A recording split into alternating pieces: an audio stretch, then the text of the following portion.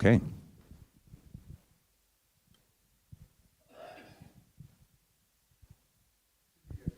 It's ready to go? Excellent. So continuing, we'll be giving 30-second warnings before the 2 minutes is up. So at 1 minute and 30 seconds, there'll be a warning just to let the candidate know that their time is approaching completion. At the halfway point this evening, we're going to take a 15-minute coffee break, and we'll be taking questions from the floor as well as on our Facebook page. I'm going to read the questions out loud and direct the question to the candidate that is specifically directed to. Otherwise, we'll be switching back and forth. To begin with, for opening statements, and the first question will be Terry, and Sean will follow, and then we'll switch back and forth. Once again, every response will be limited to 2 minutes with a 30-second time warning. At the end of our program, there'll be an opportunity to give a closing statement of 3 minutes in length. And I just want to thank everybody for coming and thank our candidates for participating. Terry, if you'd like to read your opening statement. Good evening. Thank you to my fellow candidate for being here tonight. I'm honored to be the Saskatchewan Party candidate for Carrot River Valley Constituency. For nearly 30 years, Tisdale has been my home. After graduating from University of Saskatchewan with a Bachelor of Science in Pharmacy, I owned and operated a pharmacy for 5 years and practiced as a pharmacist for 25 years in multiple communities, including Nipawin, Tisdale, and Arborfield.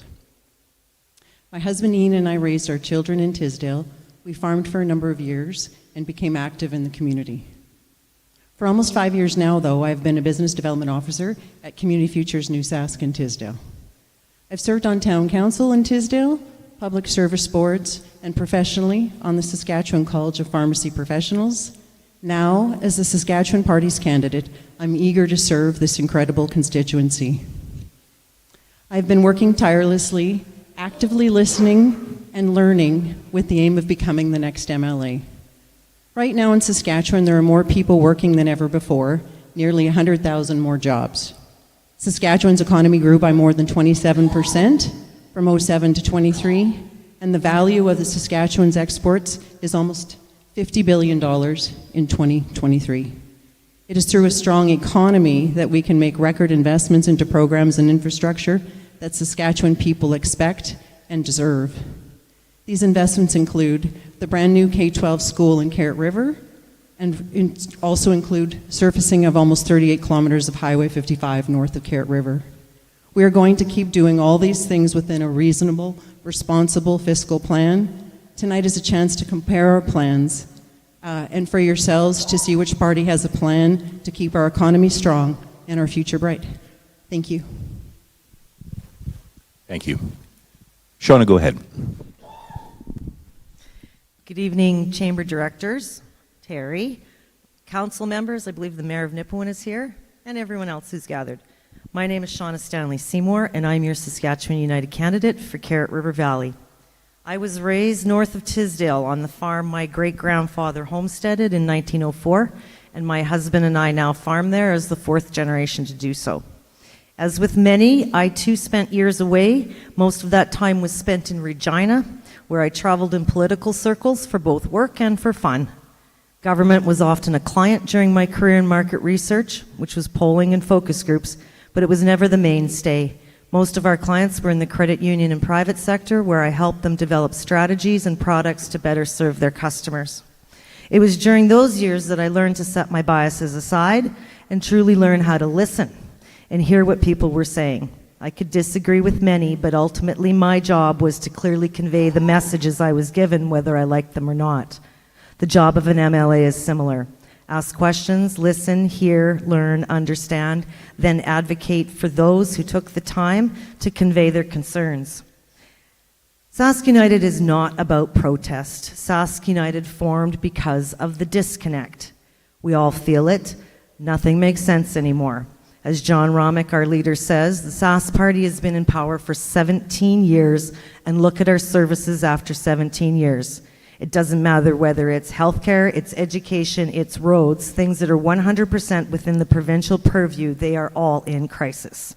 And when you think about it, it is increasingly difficult to see the difference between the Sask Party and the NDP. They continue to regurgitate the same campaign talking points we've been hearing most of our adult lives. I and others are saying enough. Sask United is offering a positive and realistic alternative. Sask United is the only truly conservative option. Thank you. I have a brief statement that was sent to me from the Saskatchewan New Democratic Party candidate, CJ Binkley, which I am going to read now. Due to other commitments, I am very sorry I'm not able to make it tonight. This province has so much potential and opportunity, and a Saskatchewan NDP government will build an economy for everyone. In the Saskatchewan NDP plan, we have committed to various measures to help businesses grow and improve our main streets. We will freeze the small business tax at 1% and offer PST rebates to businesses trying to retrofit to help keep small businesses open. We have a Hire Saskatchewan plan that will prioritize Saskatchewan workers and companies to build and maintain public infrastructure, so it's the people in this province who are first in line for jobs. In addition, Carla Beck and the Saskatchewan NDP will expand cellular service and internet connectivity through rural communities and First Nations to increase access and economic opportunity. We will invest directly in all communities across the province, everything from roads, municipal infrastructure, neighborhood halls, and community rinks. Okay, so we're going to proceed to questions now. Just give me a quick moment here.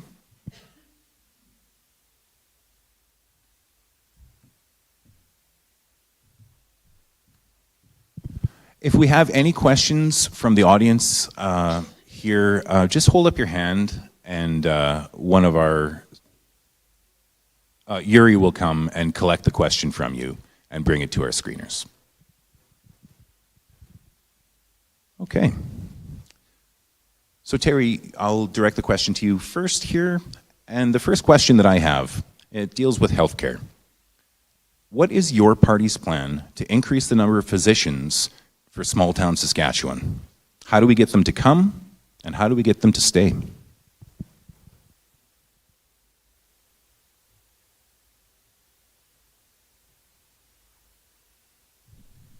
Thank you.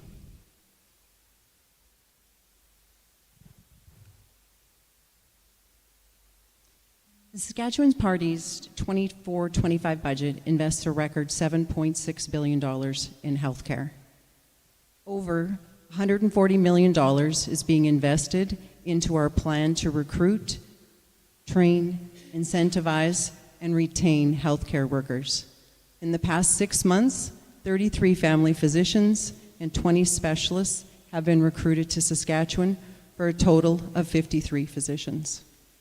$2.8 million will be spent to support the Rural Physician Incentive Program, which was recently enhanced to provide over $200,000 over 5 years. $1.5 million to add new residency training seats to family medicine, anesthesia, and psychiatry at the College of Medicine in Saskatoon. Since forming government, we have increased the number of nurse training seats over to 500. We've increased, by over 550 seats for a total of 992 total training seats, some of these now in rural training areas. We have added 48 seats to the College of Medicine and more than doubled the number of residencies from 60 to 140. 27 new nurse practitioner positions have been created for rural and remote communities, including one in Hudson Bay, one in Carrot River, and one in Nipawin. And 8 nurse practitioners have been hired since June 24.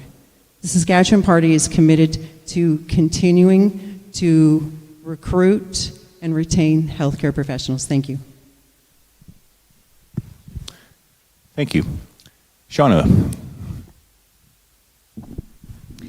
Thank you. The Saskatchewan United Party believes that the healthcare system needs serious reform. Our healthcare system is a prepaid service paid for by your tax dollars, but it doesn't seem to be there when we need it. In terms of the question as to how we're going to get there, We recognize the urgent need for more healthcare professionals in Saskatchewan, and to address this, we will open more medical seats and residency spots here in the province. We will also implement a targeted recruitment strategy that focuses on attracting nurses, doctors, lab technicians, and other medical professionals from all Canadian universities and colleges. We will offer a program similar to the Royal Military College officer program, where students and new healthcare professionals will have their education paid for in exchange for a commitment to serve in Saskatchewan for a specified period of time.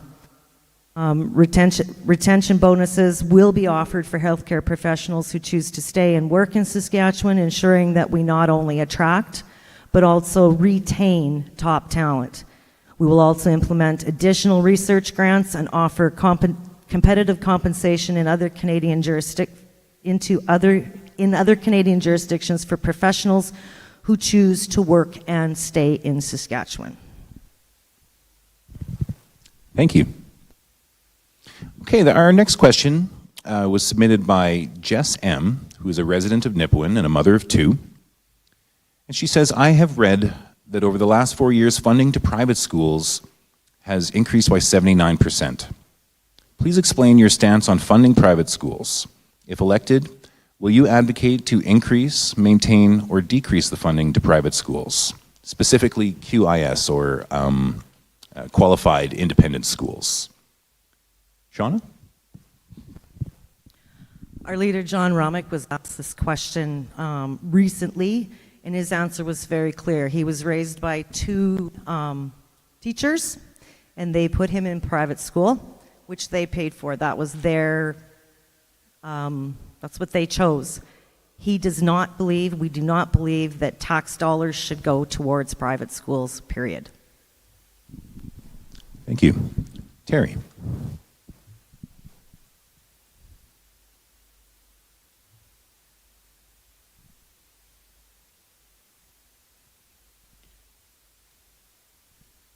So I know that the Saskatchewan Party government will continue to make education a priority through record investments in K-12, education system funding and classroom supports for students and teachers. I am not familiar with how much currently the provincial government funds to private schools, and that's something I would need to look into to answer the question for the mother that gave us the question tonight. Thank you. Thank you. Okay. Sticking with the healthcare theme that we had established earlier, due to the aging population in Saskatchewan, what would be your party's plan to address the increasing number of seniors requiring care? Terry? Can you repeat the first part? Certainly. Due to the aging population in Saskatchewan, what would be your party's plan to address the increasing number of seniors requiring care?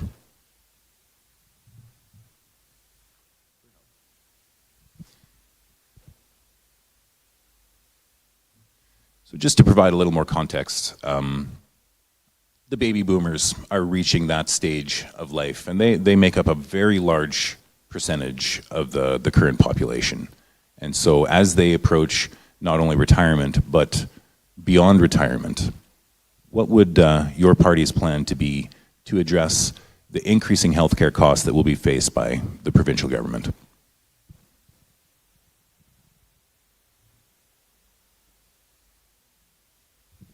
So definitely, as we have an aging population, we know that the healthcare costs increase to the system based on how people can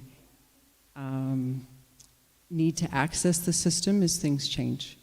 So the Saskatchewan government will provide healthcare service to everyone, and I know that we've set up a few of the programs coming up in the budget to address the increased cost for that, for the aging seniors themselves. We've increased the personal care home benefit by $1,000 a month to help with the seniors' costs themselves. That will increase the healthcare costs, but we do need to make sure that the seniors can afford the healthcare that they so rightly deserve within the province. As far as providing long-term care facilities. I know the province has been continuing to invest in long-term care facilities to be able to provide service for those care to those seniors that require long-term care facility services. In general, too, we've increased and extended the coverage of glucose monitoring systems, and that under the new budget will be available to seniors for the first time. Thank you. Thank you. Shauna. On the issue of healthcare, again, I mean, healthcare in this province is beyond broken. It doesn't work. The wait times are way out of control. We believe in a couple things. So competition and choice, and how this will affect seniors is it's going to get them care quicker when they need it before they suffer for months and months and months on end. So we will harness the innovation, efficiency, and the expertise of the private sector to build out our healthcare infrastructure by introducing the Saskatchewan Integrated Healthcare System. Non-government clinics will now have the ability to build facilities and provide services to meet the demands of local communities while remaining publicly funded through government contracts. This will allow choice and competition in the delivery of healthcare services while retaining universal access for all. When I was at Red Earth a couple weeks ago, that was one of the things we talked about. That community has been trying to get a dialysis unit into the Northeast for quite some time, and again, they're running into roadblocks. And we're saying, let's figure out how to do this. We've got organizations that are already delivering healthcare in this province that are healthcare is being delivered outside of hospitals every day. And we need to remove the roadblocks so that that can happen, so that there can actually be services that can be delivered.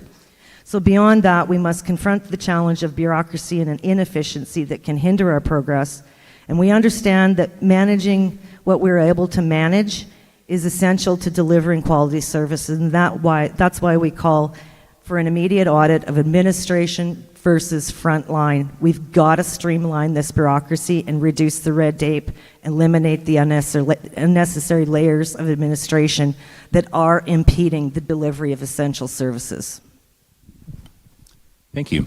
So sticking with that same topic here, I have a question that we've received that says, how much does the Saskatchewan United Party plan to invest in healthcare to accomplish all 4 points of their serious reform? We are in this province investing. There's no shortage of money for healthcare. What we're saying, I can stop shaking. What we're saying is that. One moment. Is it working now? There we go. We'll start again. What we're saying is that it's not about investing more money. We are already backing up the truck and shoveling money out the back door of the truck into every problem that we have in this province. And we're saying that we have got to look at why all that money isn't working. And that is when people are going, well, how are you going to pay for it?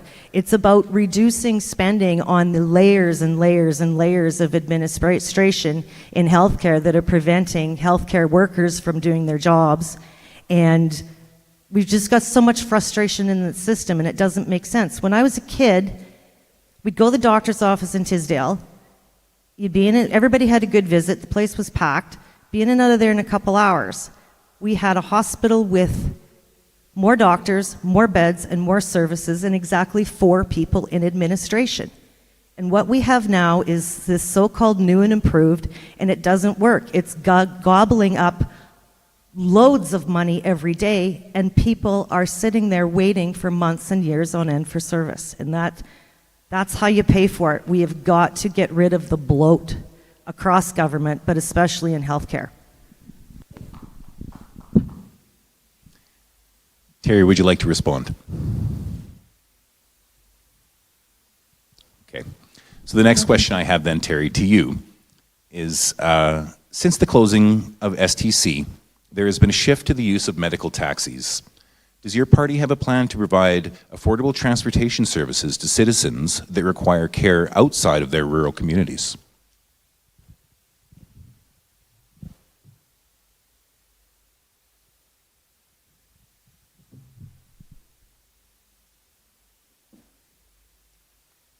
Thank you. Regarding affordable care for transportation, I believe, I don't know the answer to that question entirely. I know that there are some medical taxis that are available, and there are some buses that are available from certain communities, but the fee is paid by the client or that's using the service themselves. So I'm unaware currently of any plans that would be available to those people to be able to take them to those medical appointments that would be out of the side of their communities that they're living in. Thank you. Thank you. And Shauna, same question. Yeah, I don't know that we have anything specific to the taxis per se, but it was another conversation when I met with the leadership at Red Earth where we talked about those issues as well. And again, we are a province that are spread across so many different miles, and there used to be services in rural areas. Not everything required a trip to Saskatoon. And again, it's just there's so much money being spent on so many things that don't actually matter to people. And I would say by looking, like we're planning an audit of everything, starting with healthcare, and not just a provincial auditor audit, like an actual real audit, corporate audit, to say, we've got all this, we're spending all this money everywhere, we've got so many more bureaucrats working, especially out-of-scope managers in the last 5 years across government, and there's savings to be had there, and we need to get serious again about saying, you know what, the people of Saskatchewan matter, their needs matter, and we need to start addressing those issues.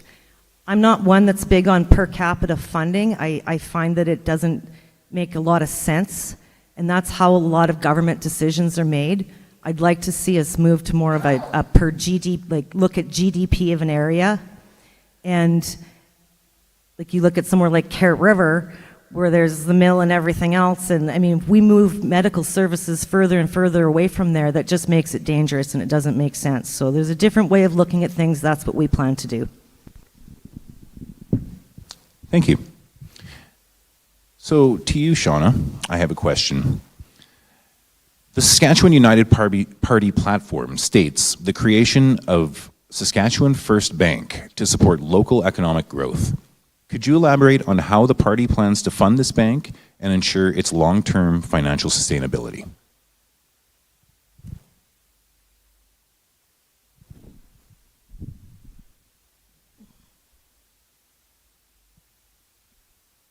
If I remember correctly. It would be like, now this Saskatchewan First Bank, for those that don't know, this is a financial institution that's going to be independent of external pressures such as the federal social agendas or global initiatives like DEI, net zero, and ESG scores, which now even places like FCC are talking about for farmers. So it's going to become important in this province with so much agriculture. And because we believe in Saskatchewan First, period, we're going to make sure that we put entrepreneurs and such into a position where they can actually get financing. The way things are going, federally, that's why we put toward this SAS First Bank idea.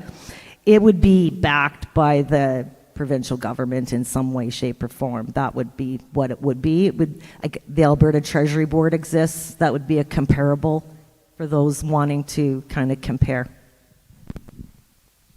Any response to that? I have no comment on the First Bank. Okay, then I have a question for you, Terry. Does your party feel that the carbon tax contributes to inflation? And if so, what is the solution to lessen the impact on Saskatchewan's residents?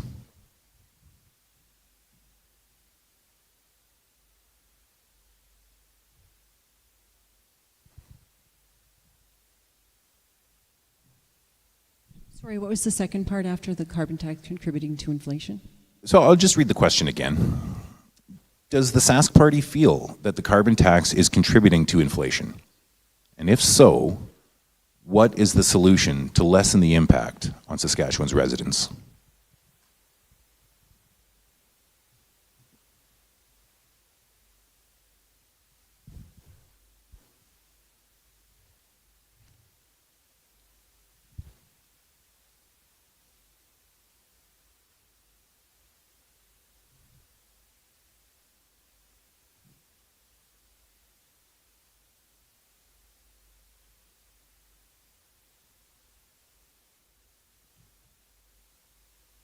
Sorry, we have a lot of programs, and so I'm just taking a quick. Certainly. So, for us, as far as the carbon tax goes, we believe there shouldn't be a carbon tax, and the Saskatchewan Party has been fighting hard against the Trudeau NDP carbon tax, we believe, and we believe that it shouldn't be placed on anything in Saskatchewan, and we're working hard to make sure that that is removed if possible. I think as far as the affordability goes, the carbon tax itself, in removing the carbon tax currently, we've been saving families every year and money as far as affordability, and as far as inflation, the carbon tax has not been contributing to inflation. Thank you. Thank you. Shauna. Yeah, the carbon tax has to go. That's the short answer. But beyond just the carbon tax, it's the commitment to net zero altogether. Carbon dioxide is the gas of life. It's plant food, and that's just the way it is. And had the provincial government gone to the Supreme Court with that argument, we wouldn't be having this discussion here today because it all would have been done. But they didn't. The whole net zero by 2050 agenda is something that we're going to back out of in every way possible. We have got, so it just adds costs at every aspect of everybody's life, so many ways, and it really is doing nothing. And if we continue down the net zero agenda, it's going to kill agriculture and most industry in this province. So we're out. That's the long and the short answer is Saskatchewan still has jurisdiction over stuff, and we need to stand up and remind the federal government that we do have jurisdiction here. And that would be the first area where we're going to stop. We're just going to get out of the windmills and the solar panels and all of it. It's not going to keep anybody warm in the winter. And last winter in Alberta, energy flows like water, so it has to stay flowing. And when you have intermittent energy sources, it ends up causing the grid major problems, which is why last winter in Alberta, they managed to keep the lights on because of our coal that was burning. So how long are we going to burn coal? Until we run out. It's cheap, it's affordable. That's what it is. So this will be the last question that we take before we have a little coffee break. Sticking on the same topic there with your net zero pledge. The Saskatchewan United Party has pledged to scrap green energy programs and remove the province's net zero by 2050 target. Considering this, how do you plan to ensure that Saskatchewan remains an environmentally responsible province? What alternative strategies will you implement to address climate change and promote sustainability?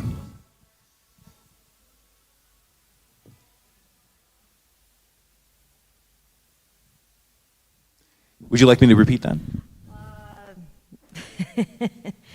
No, that's good. We are going to, it is the Sask United policy to scrap net zero and reclaim our wealth. Promoting responsible resource development with fair royalties can ensure that the benefits of natural wealth reach every corner of the province rather than just benefiting multinational corporations. The current approach, such as the regressive job-killing net zero program, increases the cost of living without impacting global emissions at all. It's time to harness our resources for the people of Saskatchewan. And as you look around the world, there's more and more countries that are walking back from all of the things that they said they had to do in order to meet this climate change goal. And they're walking it back because it doesn't work. And especially in northern climates, I mean, we have to stay warm. And when you look at some of the other options for how we go about it, let me figure out where I put it here. To use coal, which is what we have abundantly in this province to provide energy, it is $0.9 million per megawatt. Solar works out to, which only provides 18.8% of the capacity, is $14.4 million per megawatt. And wind, which is $2.9 million per megawatt. Nuclear, I think we're going to get there at some point, but these small nuclear reactors are 30 years away. And we're saying, you know what, we in Saskatchewan people did the carbon capture technology. We invested a lot of money in that. Maybe it's time somebody else gets these nuclear reactors to a point that they're affordable, and let them do it, and then we'll absolutely be on board. But right now, let's just worry about keep this province running. Terry, would you like an opportunity to speak on the Sask Party's platform when it comes to environmental sustainability and responsibility?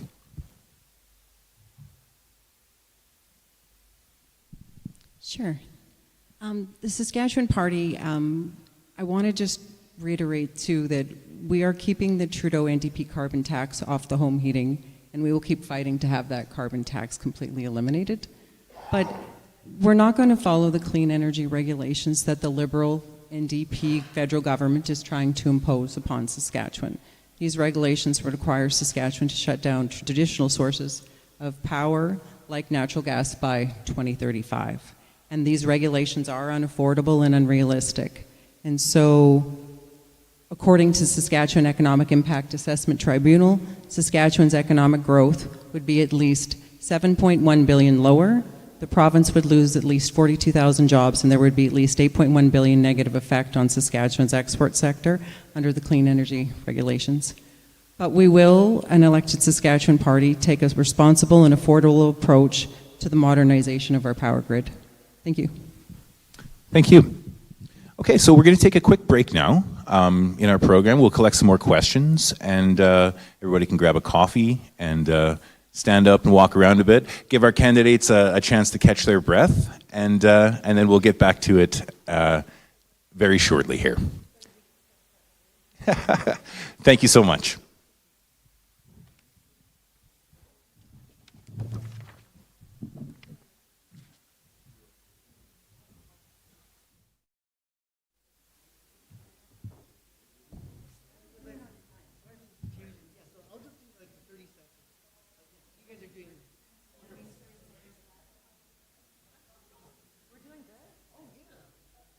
No one has had to take away your mic. Oh, okay, so that's okay. Thank you.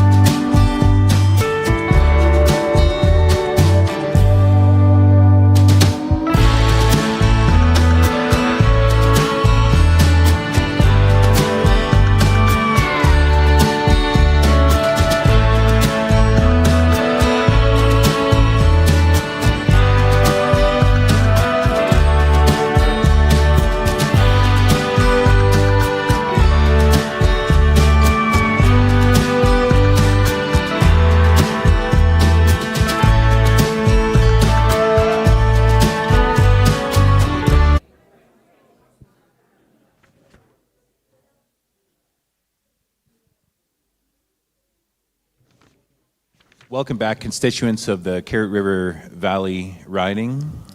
Once again, I'd like to thank the Nipawin Apostolic Church for hosting this event for us. A fantastic setup.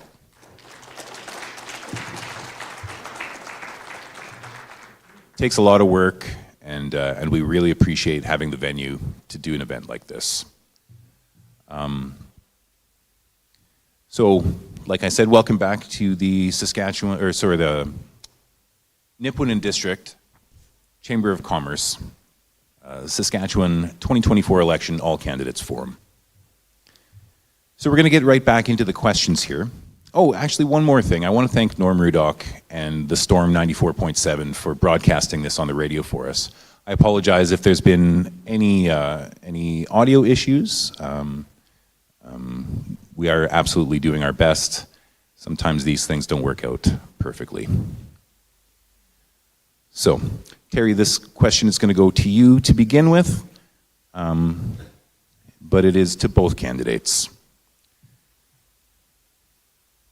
The Provincial Highway number 55, stretching from the Alberta border to the Manitoba border, is a crucial economic and social transportation infrastructure for our constituency.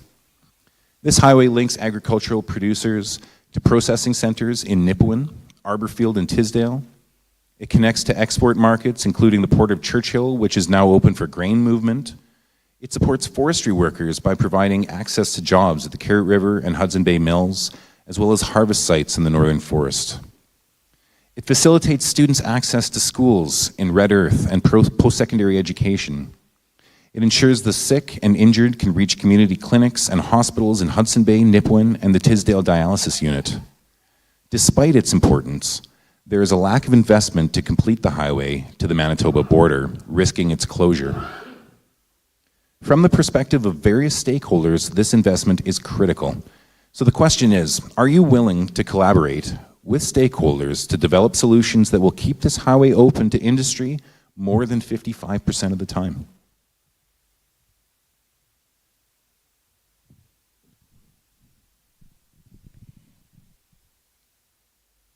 The highways in the province are very important to the government of Saskatchewan, and we've invested billions of dollars into the upkeep and the formation of new highways and roads. This year, almost 38 kilometers of Highway 55 was resurfaced within this constituency. Going forward, definitely we would be I think what we would see is that the safety of people and the vehicles that travel upon the road is important, and we would need to... Is that okay? Better? We would definitely need to be aware of all the situations that occur on Highway 55. As a candidate, I certainly couldn't say or commit to anything regarding the expenditures upon the road itself, but it's something that I'd be willing to get more information on so that we could be knowledgeable about the situation going forward if I was elected. Thank you. Thank you. And Shauna. That's a beautiful highway. I wish they all looked like that. We ride Harley, so we appreciate really good highway. When it comes to this province, we've just, again, I've got nothing specific to highways other than the whole idea that we have to figure out how to get rid of a lot of redundancy within how we spend in this province. There's lots of money in this province, but we seem to have a big management problem, which is why we are spending exorbitant amounts of money on everything without any real results. So I would like to be in a position where we can definitely extend every highway out as best we can. And that includes when you look at one of the things, I don't know if it's covered yet tonight, but I want to talk about is this potash royalty review. Because that, in the sectors like oil and gas and any minerals and that kind of stuff, royalty reviews are normally done about once every 10 years. This is something that just happens in the industry worldwide. And potash is the one thing that we have in this province that is very rare across the planet. It's here, it's in Belarus, and it's in Russia. And in Belarus, it's nationalized, so no company can ever do business there. And in Russia, well, that adds its own set of problems. So people are always asking how we're going to pay for everything. That royalty review that was supposed to have been done a few years ago, eventually the potash companies pushed back, and the province ended up saying, okay, well, we're not going to do that. And that's how we ended up with the expanded PST on everything, and it went up 1 point. And when you look at how you're going to pay for stuff, it's like Saskatchewan United Party is saying that we have to look at things differently. And that's how you pay for highways. And will we collaborate? Yes. Thank you.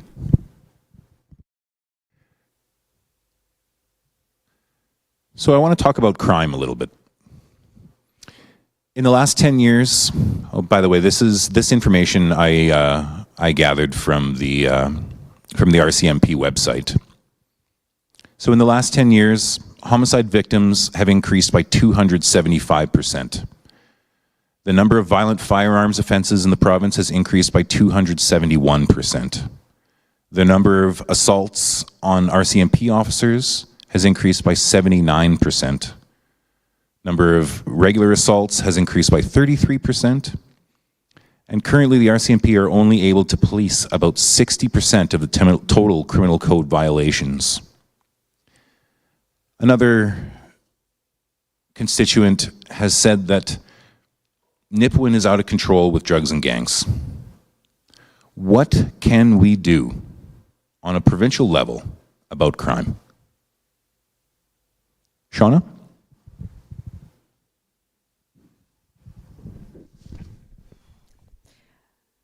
Lawlessness and criminal activity is running wild in Saskatchewan. Violent crime is at a record high, as you've talked about, and ranks highest in Canada in a number of areas. A thriving society is built on the foundation of law and order, where every family can live without fear and every child can grow up in a secure environment.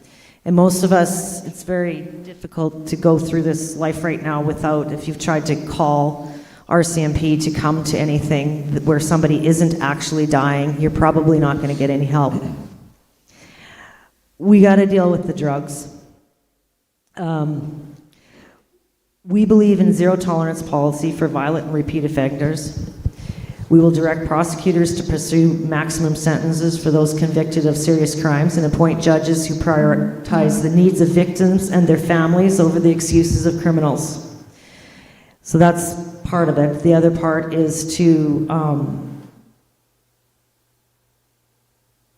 establish, we're going to get rid of the drugs, which means you just take them. Establish a specialized task force to target drug dealers and gangs with relentless determination. In our communities right now, if you talk to the leadership, they know exactly when the drugs are arriving and where they're going. And the RCMP's hands are tied. And so everybody that's involved in it is entirely frustrated.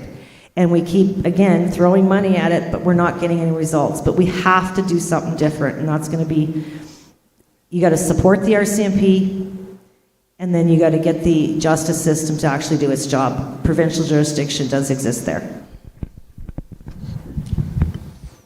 And Terry.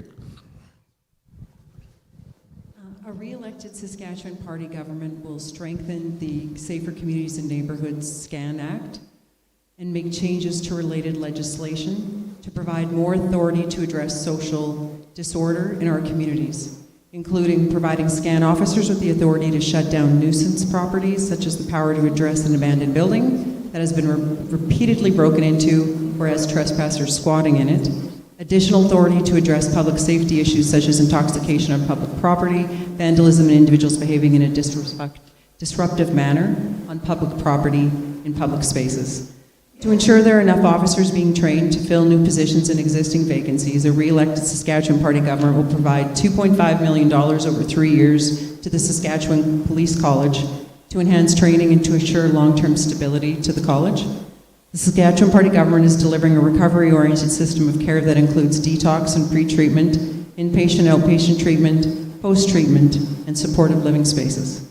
The Saskatchewan party has set a target of 500 new addiction treatment spaces over the next 5 years 213 of those 500 spaces have been announced or opened. A re-elected Saskatchewan Party government is committed to providing officers more funding and timely, and ultimately aiming to reduce crime throughout the province. The Saskatchewan Party's Safer Communities and Neighbourhoods plan builds upon investments in the budget, which includes almost $720 million to keep Saskatchewan residents and communities safer. More than $31 million to reduce personal violence and support victims of interpersonal violence. More than $23 million to fund 160 municipal police positions, and more than $228 million to fund RCMP operations through Provincial Police Services Agreement. There are many things that we are doing and many things that we will continue to do and improve upon. Thank you. Thank you. So I have a question about affordability here. Terry, is the Sask Party planning to bring back the first-time home buyers program?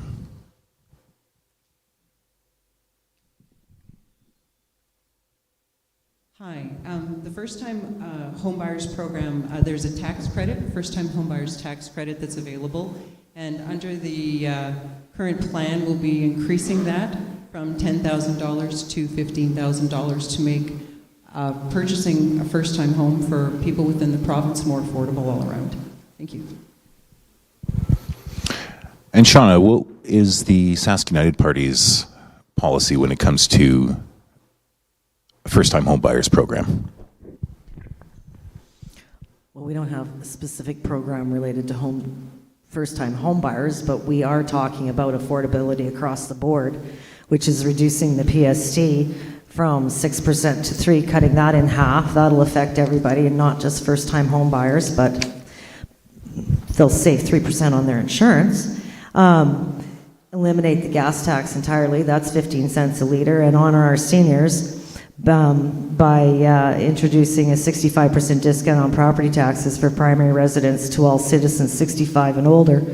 That will ensure that seniors can remain in their local communities and continue to be active and engaged. So that's seniors, not first-time home buyers. But we've got so much, that reduction of the PST, cutting that in half, is going to affect everyone because it affects the cost of construction, it affects insurance, it affects your food, it affects clothes, everything across the board. So that would be the big one that would help everybody out, including first-time homebuyers. Thank you. So sticking on that topic, I actually have a question from one of our constituents specifically about your reduction in the PST. So if the Sask United Party is elected and forms government and cuts the provincial sales tax from 6% to 3%, the PST revenue funds important programs. It is shared with every municipality in Saskatchewan through municipal revenue sharing. And how do you foresee this impacting revenue sharing for towns and villages as well as rural municipalities? The province would reimburse the rural municipalities and urban municipalities that 65% cut. So are you talking about the one for seniors or just across the board? They don't specify here, Okay. just... So on that side, it would be reimbursed, that portion. Yeah, the revenue sharing agreement is in place, and it has to be, that has to be backfilled in some way. And again, it goes back to, we've got a few different funds sitting there. Like right now, there's this carbon tax that is collected on, it's an industrial emitter fund that's sitting there that's designated to windmills and solar panels and other green initiatives that the federal government would like us to be involved in. So there's quite a bit of cash sitting there. I can't remember the number off the top of my head. Then there is this whole idea of we need to make sure that our potash pays for Saskatchewan services like Alberta's oil and gas does. And I mean, Alberta went through it a few years ago. They had a pretty contentious royalty review, but they did get through it.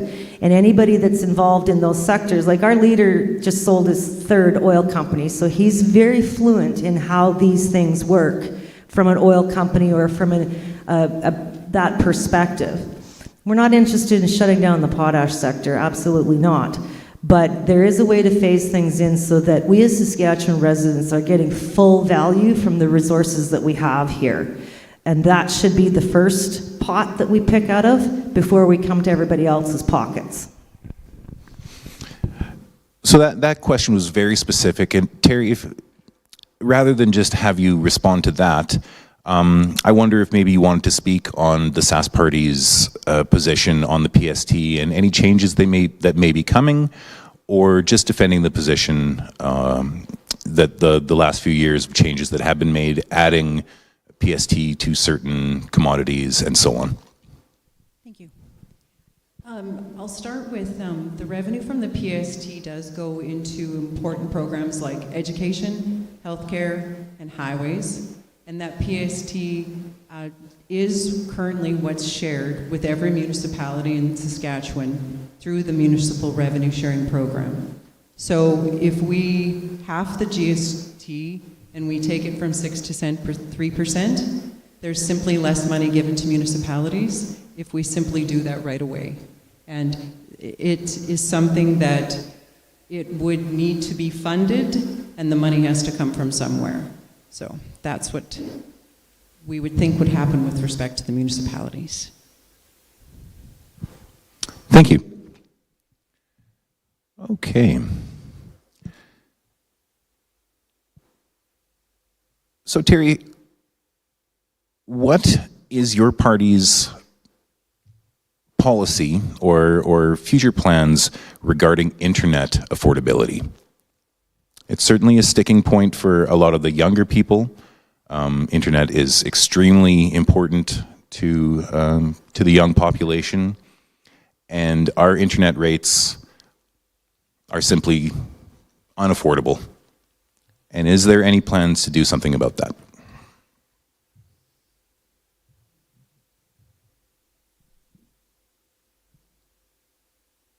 I'm not exactly sure about the direction for the internet affordability. As far as connectivity, I know that we have taken many steps towards improving connectivity within the province itself. So if we look to specifically the cost of internet, I don't know specifically what we'll do with that. It's something I would have to learn more about to see. Definitely we want to have we deploy fiber to rural Saskatchewan, and we've expanded SaskTel's wireless network to include more communities, but there's still more work to be done as far as connectivity goes, especially within certain regions within the constituency. Thank you. Thank you. And Shauna? This is kind of, I mean, I don't know that we have anything specific to internet either, but we have been asked the question what we would do with the crowns, and we're going to keep them. With that said, the crowns too have become these entities that they need to be refocused. The crowns were originally created to provide the very best service to Saskatchewan residents at the lowest cost. And like every other aspect of government, the crowns too have just gotten bigger and bigger and bigger, and we're not seeing that on the receiving end as residents who are consuming these services, whether it be internet or whatever. So by focusing the crowns back to their core responsibilities of delivering the very best to each of us at the very lowest cost, that's going to take care of a lot of affordability issues on, well, on all kinds of aspects of life. Thank you.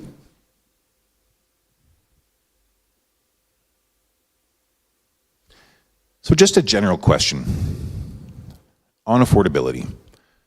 Are there any innovative measures that your party is planning to just make life more affordable for Saskatchewan residents in general? Shauna?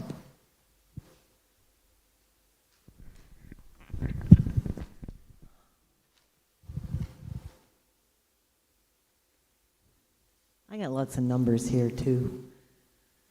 We like numbers. I hate numbers. Most people do. They tune them out. They want to hear stories. I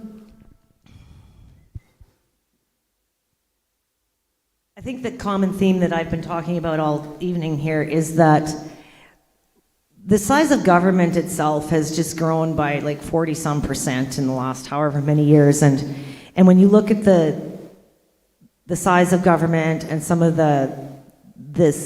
how much government has cost, like it's gone up 23% in the last 5 years, and your salaries didn't go up that much. Government is just growing at a rate that is unsustainable for this population. And as government grows, everybody else has to pay more, and that's making it hard for every single person in this province to pay that next bill or save for retirement or buy shoes for back to school or whatever it is.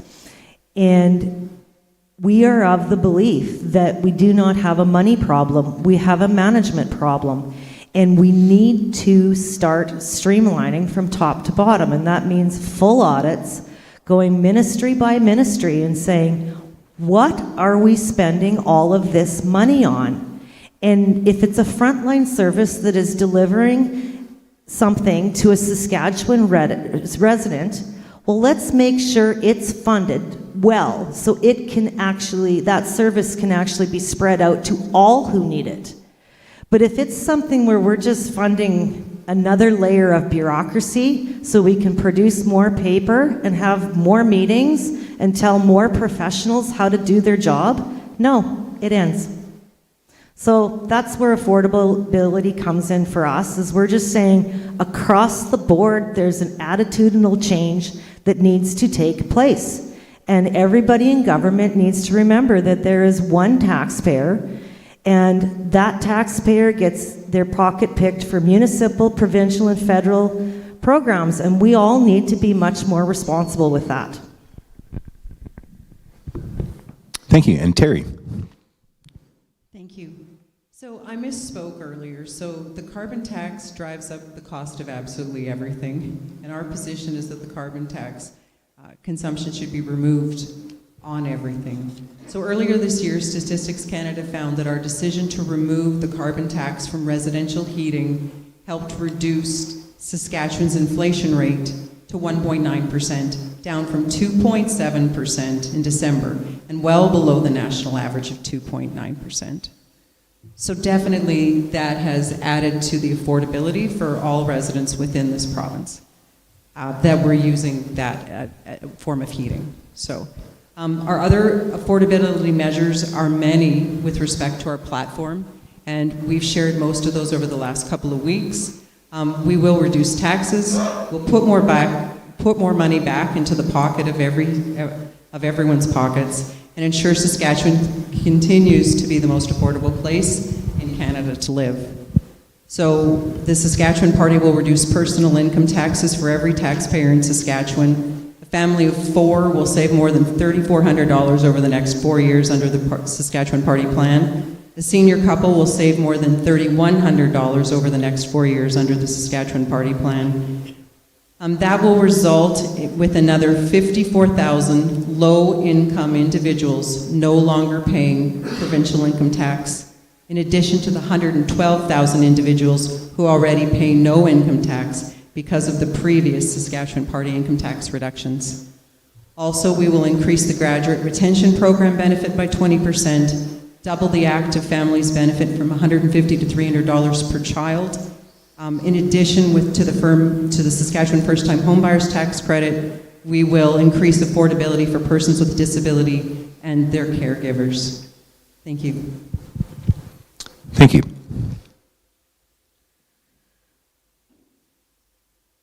So Terry, in 2023, there were 484 suspected and confirmed drug toxicity deaths in Saskatchewan. The numbers are on pace for that again this year. What is your party's plan to address this situation?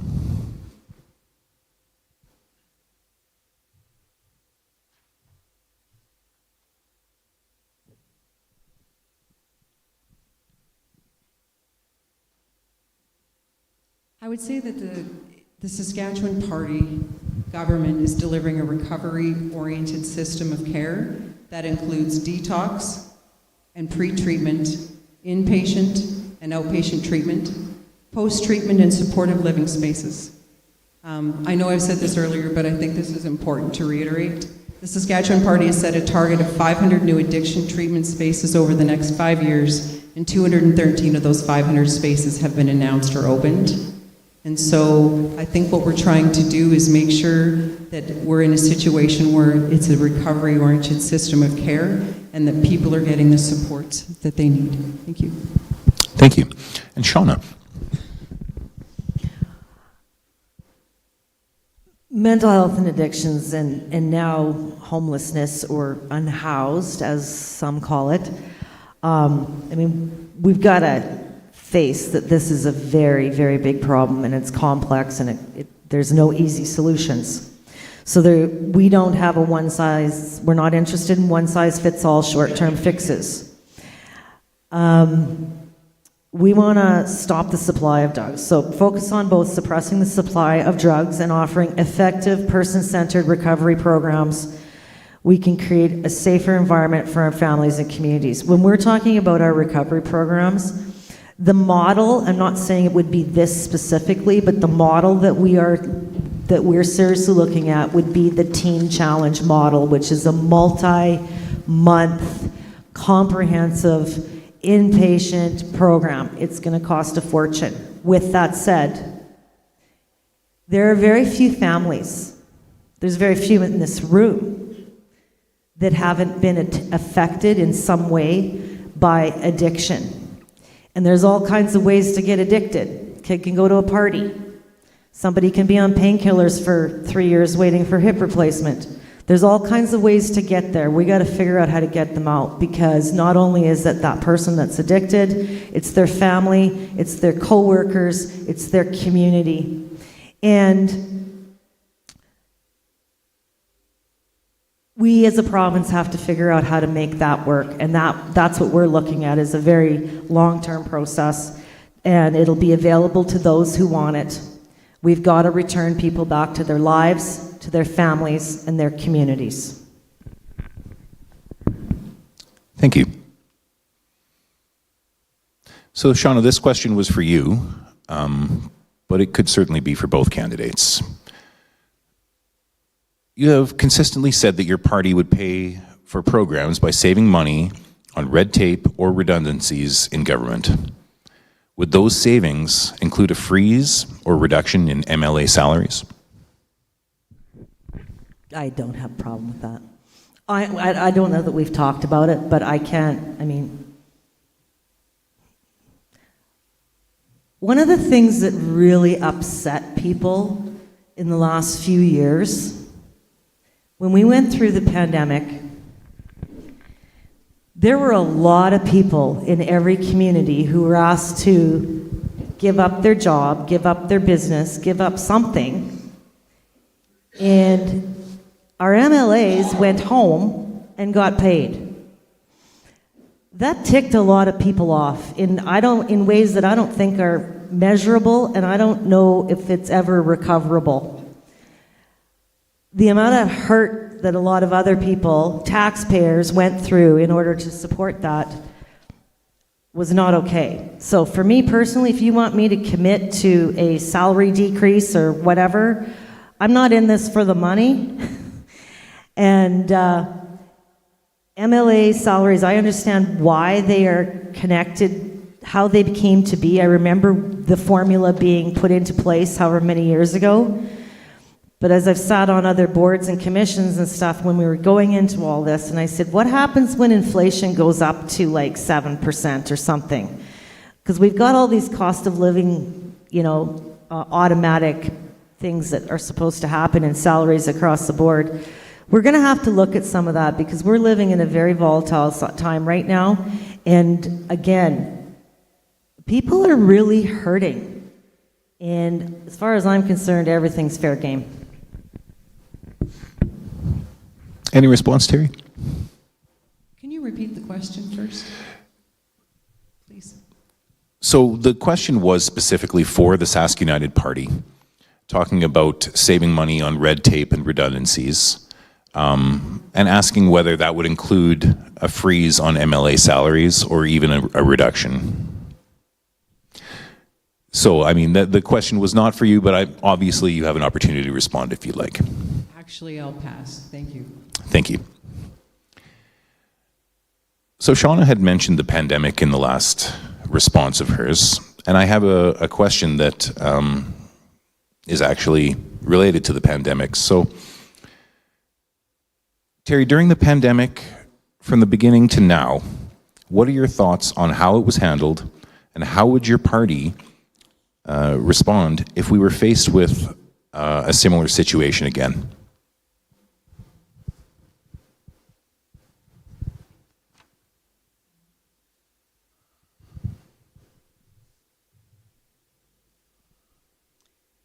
Regarding COVID-19, the Saskatchewan Party handled the COVID-19 pandemic the best they could with the information they had at the time.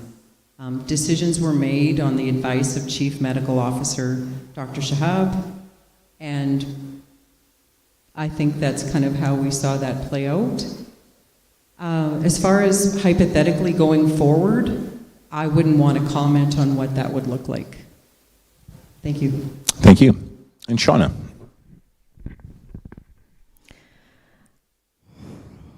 I got to think this one through a little bit.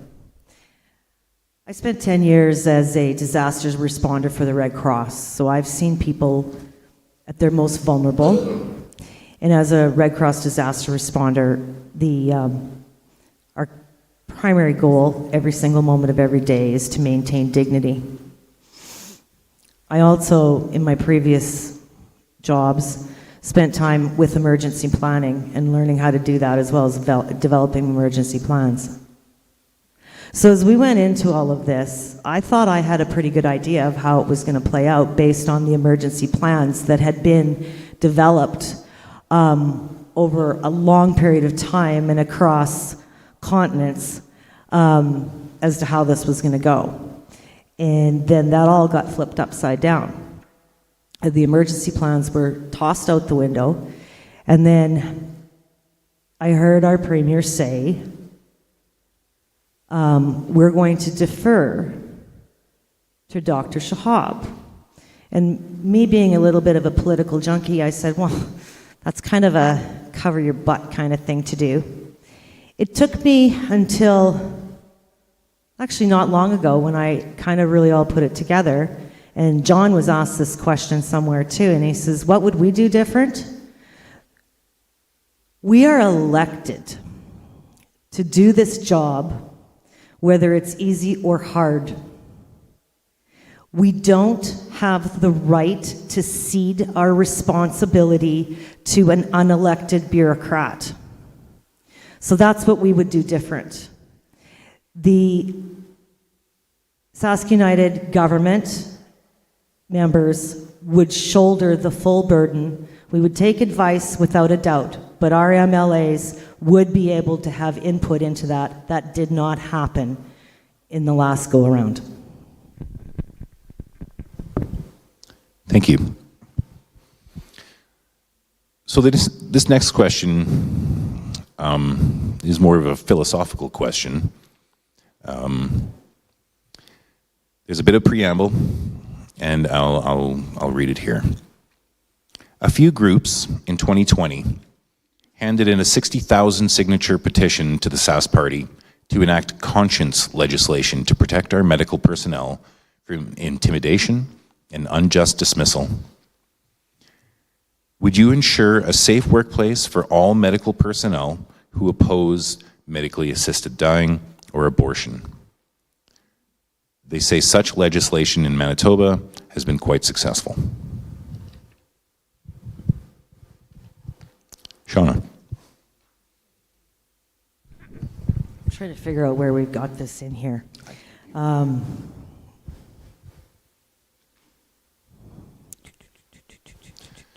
Terry has requested I repeat the question. Would you like me to repeat it as well, Shauna? Sure, go ahead. Once again, a few groups in 2020 handed in a 60,000 signature petition to the Sask Party to enact conscience legislation to protect our medical personnel from intimidation and unjust dismissal. Would you ensure a safe workplace for all medical personnel who opposed MAID, or medically assisted dying, or abortion? Such legislation in Manitoba has been quite successful.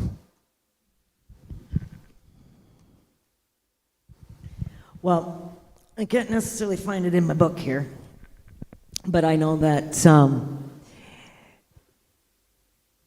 we believe that our medical professionals, well, it doesn't matter, any professionals across all of public service, they need to be supported in doing their jobs the way they deem fit based on their medical, in this case medical, their medical training. We feel that there's been, whether it be, and it's not just doctors and nurses, and it's not just healthcare. We feel like there's a lot of interference from a layer within government that does not have the skill set specific to whatever that profession is, that those people are putting a lot of limitations and directives towards professionals on how they do their job. And we're saying, no, professionals need to be supported, whether they are police officers or nurses or teachers or whoever, they need to be supported in doing their jobs. So, conscious legislation, me personally, I'm going to support that every day of the week. I feel that, again, we all have the right to make decisions, and in something like healthcare where there's plenty of people to go around who can care for someone, they shouldn't, no healthcare professional should be put in the position where they have to do something that is going to cause them a complete moral crisis in their own life. Thank you. And Terry? Thank you. I am a new candidate. I'm familiar with the term, but I don't know enough about the details of this issue, regarding this issue. Thank you. Thank you. Okay.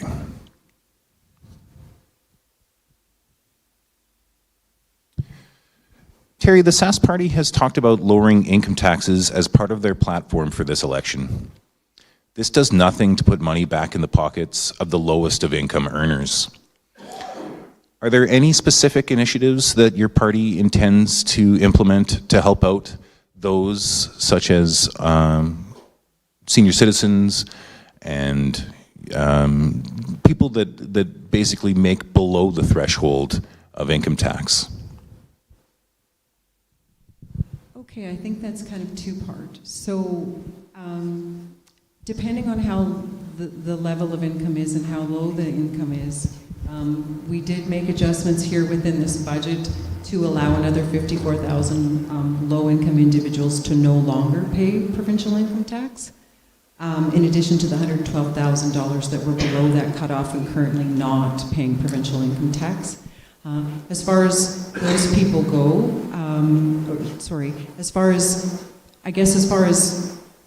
the level, it would depend on the level of your income, because there's certain things that were put in place that will allow low to moderate income earners to be able to have some savings. So a re-elected Saskatchewan government will put more money back in the pockets of low to moderate income individuals and families by increasing the Saskatchewan low income tax credit 20% over the next 4 years. And so for people that are in that situation, that would come into play for them. As far as a senior couple goes, they would save more than $3,100 over the next 4 years with respect to the personal income tax, because there'll be a reduction for those seniors. A family of 4 will save more than $3,400 over the next 4 years as well, with a reduction in their personal income taxes too. So I guess it would depend a little bit on what the income level is, to depend on what part of that categories you would fall within. As well, as far as seniors go, it was an extension for the coverage of glucose monitoring systems that wasn't available before, that would be available to them now, which would definitely put money back into their pockets, as the cost of those are not inexpensive. They're expensive, and depending on how much you need, it's not always covered through the provincial drug plan services. Thank you. Thank you, Terry. And Shauna, does the Sask United Party have any affordability programs for the very lowest of income earners? Well, our platform is all about that. That's our number one thing is cost of living. It's all about affordability and axing taxes.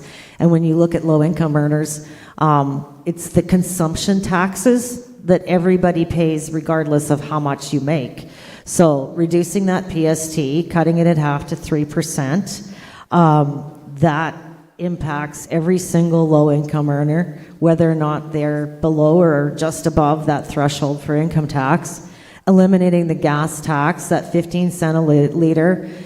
You can be fairly low income in this province and still have to drive to get somewhere to get to work. So 15 cents a liter makes a big difference to that low income earner. And then for those seniors that are on those fixed incomes, putting them in a position where they get that property tax reduction of 65% on their primary residence, that's going to make a big difference in their lives. So ours, I believe, are costed out at about $8,000 versus the $3,000 that the Sask Party is talking about. So if we reduce the cost for everyone, good policy is good policy. It's going to affect everyone, and it's going to bring benefits to everyone. So, but especially in this kind of stuff, that out-of-pocket stuff that you can't, it's not about income tax. It's about just day-to-day living. Those costs, when you cut those, that very much impacts and benefits those who are at the lowest income among us. Thank you. So we're getting to a point where the questions that I have left that have been submitted are very specific or kind of short answer questions. I do have one really quick here for Shauna. Will the Sask United Party continue to support the Rink Affordability Grant Program? I don't see why not. We don't have anything specific to that, but that's part of the strong community, strong families, that kind of stuff. I mean, we're all about making sure that the smaller centers especially are supported and can remain strong and vibrant and maybe even grow. So rinks are a very important part of every community, big or small. And yeah, that keeps the lights on. That's how the Sask Energy bill gets paid. So yeah, let's keep doing that. Certainly. And does the Sask Party have plans to continue the Rink Affordability Grant? Definitely we do. In fact, we would double the ring grant beginning next year if re-elected. The Saskatchewan Party will increase that. And what that is, it's a grant that actually will provide financial support to the recreational facilities, and it'll go from $2,500 to $5,000 per ice surface for skating and for curling rinks.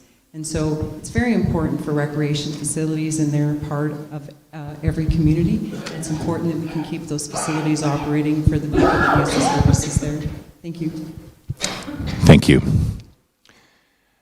So I think that's going to wrap up our question portion of the evening. So we're going to give each candidate an opportunity for a closing statement of 3 minutes.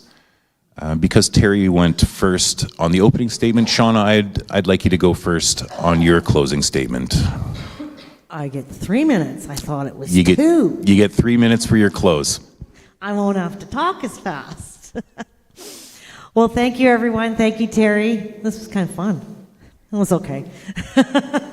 Terry and I have known each other since we were very young kids. Thank you, everyone, for your attention.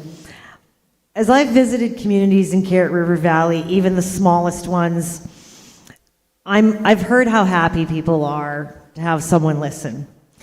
Politicians can promise many things, and of course our platform, the Blueprint for Change, offers the Sask United ideas, and many of which you have heard about tonight. But my pledge to you is this. I am an advocate. That is who I am. In my previous career and even some of the other things that I've done throughout my life, I truly learned the value of listening and learning. And what I've told councils and others as I've traveled around, beyond the regular attendance at special events and meetings, as your MLA, my office will be calling your community's leadership to set an annual date for a day-long meeting. And during this annual meeting, I will sit down with both the town and RM councils, as well as other community partners, such as volunteer organizations and business groups, faith leaders, industry associations, or whoever else that community really feels should be at that table. One day, lots of conversation, lots of talking about what your community is proud of and where the pinch points are, as well as the solutions and ideas your community believes should be escalated to provincial tables. There is only one taxpayer, and we all know this. Even with provincial or federal funding, we recognize it is still your pocket the money comes out of. It's time to truly work together. There is no higher government that knows better than you what your community needs and what your community wants. And I intend to respect that. It's my goal to work with each community because I believe that is the job. I am committed to being your microphone and not simply a messenger of all things from above. So I thank everyone for their time. I thank everyone for your attention. And most of all, I thank all of my fellow candidates, but especially Terry this evening, for stepping up and sitting here tonight. I respectfully ask each of you for your confidence and your vote. Thank you. Thank you. And Terry. Thank you. Thank you to the Nipawin District Chamber of Commerce, Ben, our moderator, and Shauna here tonight. Saskatchewan is growing at its fastest pace in more than a century. We have a plan for a strong economy that will ensure Saskatchewan continues to grow. We have a plan for growing the province that will keep investing in healthcare and education and other important programs and services for everyone in our province to enjoy a quality of life. We have a plan for building Saskatchewan that will focus on continuing to build schools, hospitals, highways, and other important projects that a growing province needs. We have a plan for keeping life affordable that will reduce taxes, put more money back into the pocket of the citizens, and ensure Saskatchewan continues to be the most affordable place in Canada to live. We will keep fighting the Trudeau NDP carbon tax so it is eliminated completely. I've had the opportunity and the pleasure to attend many events and knock on many doors throughout the constituency this year. The insights, suggestions, and concerns shared with me are invaluable. I am passionate about making a positive impact and finding solutions to our constituency's challenges while promoting at the same time its strengths and opportunities, because I believe there are strengths and opportunities here within Carrot River Valley. Let's work to create strong communities and a place where our families can thrive. I will be a strong voice and listen with an open mind and take the concerns of the constituents forward. The Saskatchewan Party here is a party that can lead us into the future. The NDP and the Saskatchewan Green Party chose not to join us tonight, but I'm glad that we were here and present to be with you guys here tonight.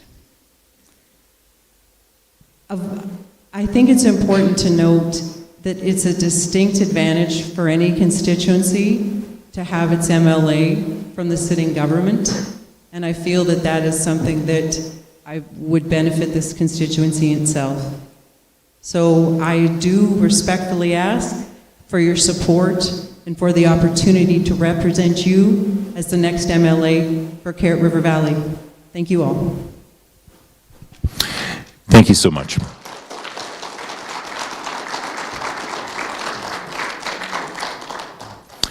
Once again, I'd like to extend our thanks to the Nipawin Apostolic Church for providing the venue and doing all this setup for us. We couldn't have done it without you. I want to thank Lisa and her team from the Chamber of Commerce.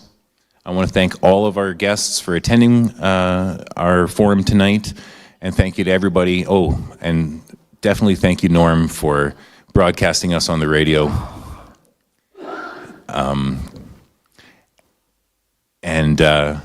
And yes, I want to thank everybody for tuning in on the radio and joining us on Facebook as well.